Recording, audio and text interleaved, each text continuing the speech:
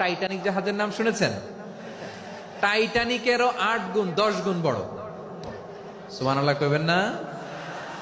Titanic জাহাজের 8 গুণ 10 গুণ বড় একটা জাহাজ আছে, আইকন অফ দ্য সি, আমি দেখে এসেছি।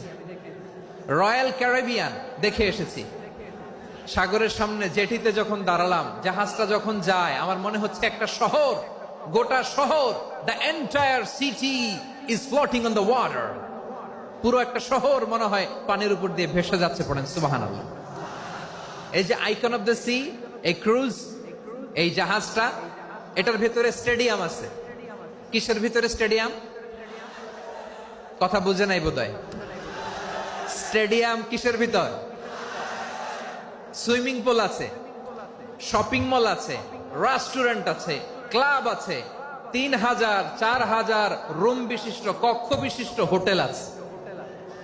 এই সবগুলোর নিয়ে এগুলো চলে সাগরের এই দোলার মধ্যে, জলোচ্ছ্বাসের মধ্যে। এই সাগরের ভেতরে এই জাহাজগুলোর ভাষায় রাখছে কে?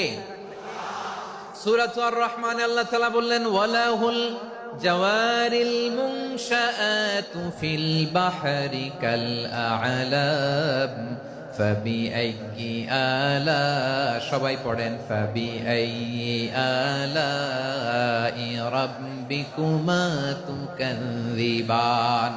পাহাড় সম বড় বড় জাহাজগুলো মাল বোঝাই করে সাগরের মধ্যে ভেসে বেড়ায়। এগুলো দিয়ে মালামাল বহন করা যায়, মানুষরা এক দেশ থেকে আরেক দেশে যায়। এই জাহাজগুলোর সাগরের ভেতরে ভাসায় রাখলো কে?